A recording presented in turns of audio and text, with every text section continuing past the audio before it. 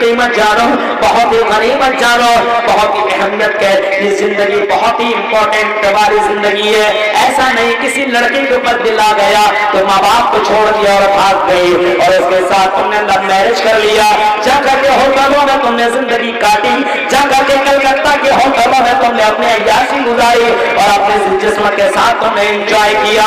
اگر تم نے ایسا کیا تو میرے بھائیوں اس جوانی کے بارے میں بھی اللہ تعالیٰ پوچھے گا. وَأَنْ شَبَابِهِ فِيمَا أَبْلَاهُ. اے میرے بندے, تم نے اپنی جوانی کہاں گزاری اور کیسے گزاری؟ بتاؤ بتاؤ, آج ہماری جوانی کہاں گزر رہی ہے؟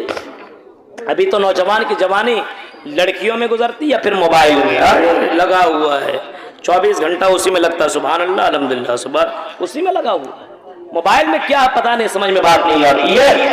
میرے بھائیو, موبائل سے اتنا ہی رشتہ رکھو جتنا آپ کو کام ہو. بس کہیں یہ موبائل آپ کو اللہ کے ذکر سے اور اللہ کی عبادت سے اگر دور کر رہا یہ موبائل, تو اس موبائل کو طلاق دو, اس موبائل کو بائیکاٹ کرو. میرے بھائیوں, ایسے موبائل رکھنے سے کوئی فائدہ نہیں ہے. جو موبائل تمہیں جہنم کی طرف پہنچا رہا ہو, جو موبائل تمہیں جنت سے دور کر رہا ہو, ایسے موبائل اپنی زندگی کے اندر مت رکھو.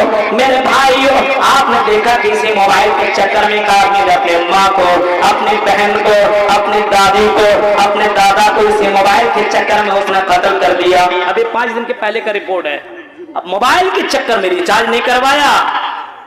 اب ماں باپ منع کرتا تھا, بھائی لوگ منع کرتا تھا, تو بھائی مانا ہی نہیں, اس کو قتل کر دیا.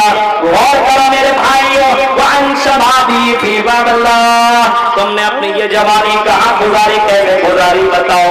سنو اور تم پنجا کے میرے نوجوان دوستو, یہ جوانی کے بارے میں تم سے بھی پوچھے گا, ہم سے بھی پوچھے گا.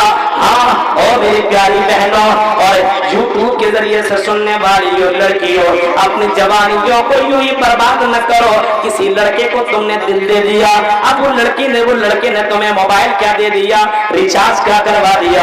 تم اس کے جسم کو گرم کرنے کے لیے کہاں سے کہاں پہنچ جایا کرتی ہو.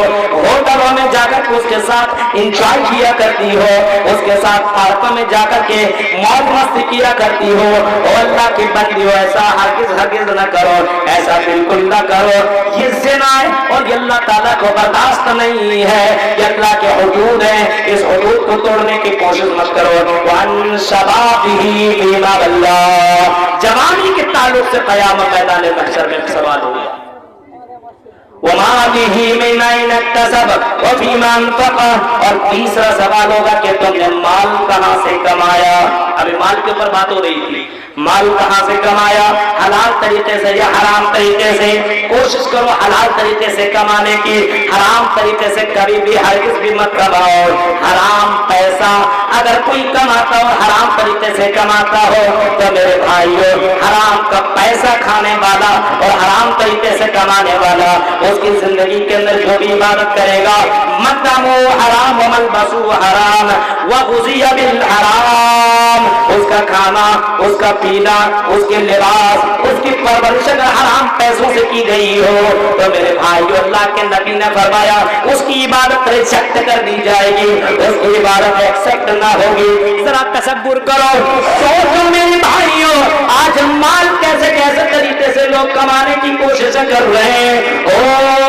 سودی کاروبار کرنے والوں, بہت سے لوگوں کو ہم نے ادھر سنا ہے, سودی کاروبار کرنے والے لوگ بہت سے لوگ موجود ہیں, مال کما رہے حرام طریقے سے. بہت سے لوگوں کے بارے میں سنا ہے, لاکھ روپیہ دیتا ہے, 1,25,000 روپیہ لے رہا ہے. لاکھ روپیہ دیتا ہے, 25% زیادہ لیتا, 25%, 1 لاکھ میں 1,25,000 روپیہ لے رہا ہے. میرے بھائیو ذرا سوچئے کہاں چلی گئی, ہاں تمہاری انسانیت کہاں گئی, تیرا ایمان کہاں گیا.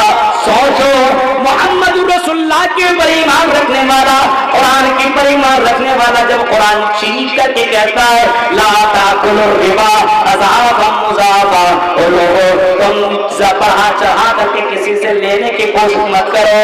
ہاں اسلام اس کو حرام قرار دیا ہے اور بہت ہی بڑا گناہ بتایا ہے اور بہت ہی بڑا جرم بتایا ہے. کوئی آدمی سودی کاروبار کرتا ہے تو اللہ تعالیٰ اعلان کرتا ہے فَإِن لَمْ تَفْعَلُوا فَأَذَنُوا بِحَرْبٍ مِّنَ اللَّهِ وَرَسُولِهِ.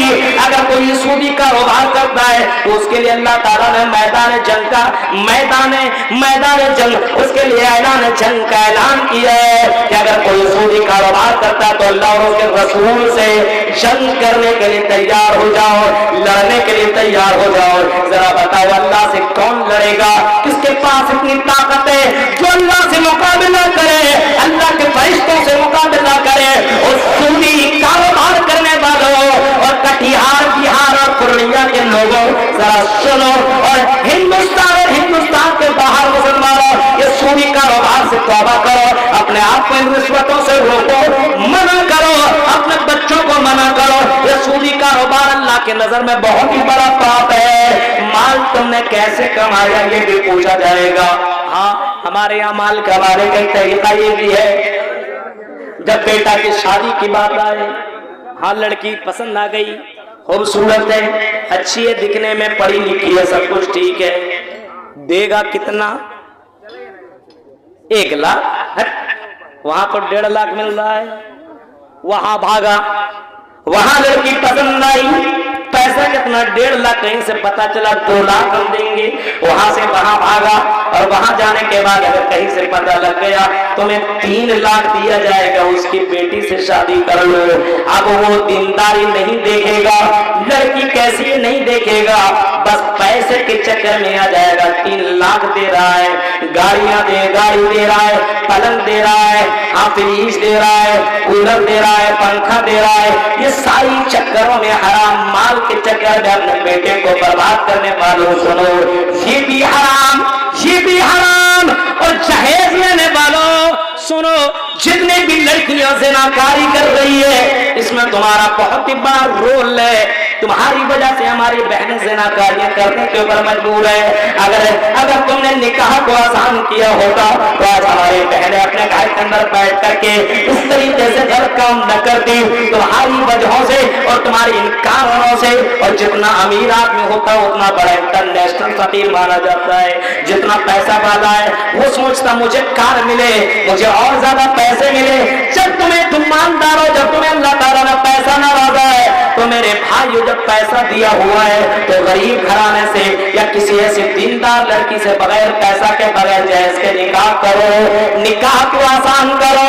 निकाह हो मिन सुन्नती फरमाया, निकाह मेरी सुन्नत, अल्लाह के नबी ने फरमाया फमन रग़िबा अन सुन्नती फलैसा मिन्नी, और जिसने मेरी सुन्नत का इनकार किया वो मुझ में से नहीं है। तसव्वुर करो आज अपने समाज के अंदर ये जहेज का बोलबाला है, और जहेज की शादी कराने वाला सुनो, अगुआ बचुआ लोगों, जो शादी कराने वाला यहाँ नहीं, यहाँ हम ज्यादा दिलवाएंगे, वहां ज्यादा दिलवाएंगे, उस लड़की को छोड़ो, उस लड़की को पकड़ो, वहां पर उसका बाप बड़ा मालदार आदमी है। ओ जहेज लेने वालों, आज ये भी सुन लेना, जहेज लेने वाला कभी अपनी जिंदगी में सुकून की जिंदगी नहीं काट सकता है। उसके घर में बरकत कैसी आ सकती है, उसके घर के अंदर बरकत कैसे हो सकती है, और सुकून कैसे मिल सकता है? जिसके बाप को तुमने रुलाया हो, और जिसको बाप को तुमने चंदा करने पर और भीख मांगने पर तुमने मजबूर कर दिया हो। बहुत से लोगों को मैंने देखा है अपनी बेटी के लिए भीख मांगते हुए, उसने जिंदगी में कभी भीख नहीं मांगा। बहुत से मौलवियों को हमने देखा है, और बाकायदा फोन में बात करते हुए मैंने सुना, कहा मौलवी साहब बात किया ये है कि मजबूर हूं, ये कहने के ऊपर दिल गवारा नहीं करता कि मैं आपसे ये बात कहूं, लेकिन मैंने अपने बेटी की शादी लगाई है। ओ मौलवी साहब अगर मेरी मदद हो जाए तो ठीक है, वरना मुझे भीख मांगना पड़ रहा है, और आपसे मैं कह रहा हूं मेरी मदद कीजिए। शादी लग चुकी है, निकाह होने वाला है, लेकिन मेरा होने वाला दामाद और उसका बाप इतना डिमांड किया हुआ है कि मैं अपनी जमीन बेच भी चुका हूं, और जो मैंने अपने बैंक बैलेंस में जो पैसा जमा किया वो भी मैंने डाली है, लेकिन इतना नहीं है कि मैं उसको दे सकूं। मेरे भाइयों जरा गौर करो, तुमने कहां से कहां पहुंचा दिया इस समाज को। इन जलसों से क्या फायदा होने वाला है? ये जलसा तुम करा रहे हो, अपने आप को बदलो, जहेज के इन रस्मों को अपने यहाँ से खत्म करो, बायकाट करो। जहेज लेने वाले के शादी में शिरकत करने की जरूरत नहीं है, वो वलीमा की दावत है तब भी उसकी दावत हम लो। मेरे भाइयों अपने यहाँ से जहेज को खत्म करो। इन तमाम मौलवियों से मेरा एक अपील है, गुजारिश है, ऐ मौलाना और ऐ मस्जिदों के इमामों सुनो, हाँ तुम्हें 1000 मिले न मिले, 2000 मिले न मिले, 500 मिले या न मिले, बल्कि चेक करो कहीं ये लड़के के निकाह में कहीं जहेज का तो कारोबार नहीं है, लेन देन तो नहीं है। अगर ऐसा मामला है तो बोलो कि मैं निकाह नहीं पढ़ा सकता हूँ, नहीं पढ़ा सकता हूँ। अल्लाह के लिए ये काम करो मेरे भाइयों, अबुल कलाम सर भी दे रहे, रोजाना तो आएगा ही नहीं। आप अपने मस्जिद के इमाम हैं, आप ये काम कर सकते हैं, आप इस जहेज को रोक सकते हैं, बिल्कुल रोक सकते हैं। और यहाँ का जो मुखिया है, यहाँ का जो सरपंच है, यहाँ का जो मालिक है, उनसे मेरी अपील है, गुजारिश है, ऐसे शादियों में आप भी मत जाओ, क्योंकि कल क़यामत दिन ऐसे लोगों से भी सवाल होगा, क्या तुमने इन जगहों के अंदर शिरकत की या नहीं की। कल क़यामत दिन अपने रब को क्या जवाब दोगे, सोचो। फरमाया तुमने माल कहाँ से कमाया, ये भी पूछा जाएगा। आप तुम ये कहोगे मैंने माल, मेरे पास तो कुछ भी नहीं था, मैंने गरीब का माल मैंने खा लिया, मैंने जुल्म तरीके से, ये जुल्म नहीं तो फिर और किया है। मेरे भाइयों जमीन जायदाद पिछवाते हो, कर्ज लेने पे मजबूर करते हो और उसको लोन लेने पे मजबूर करते हो, और ऐसे बाप को मेरे भाइयों कितने मरतबा मरता और कितने मरतबा जीता है।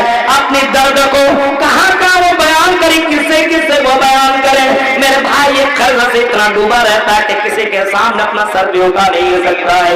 ये हालत तुमने की है, इन हालत के ऊपर तुमने की है। अपनी बेटियों के ऊपर रहम करो, इस कौम की लड़कियों के ऊपर रहम करो। ओ नौजवानों, निकाह करो, अल्लाह के नबी की सुन्नत के मुताबिक निकाह करो। लड़की पसंद आ जाए, घर वाले से बात कर, अपने माँ बाप से बात कर, बड़ा लड़की मुझे पसंद है, 4, 5, 10, 20 आदमी जाकर के निकाह करके ले आओ, वलीमा करा दो।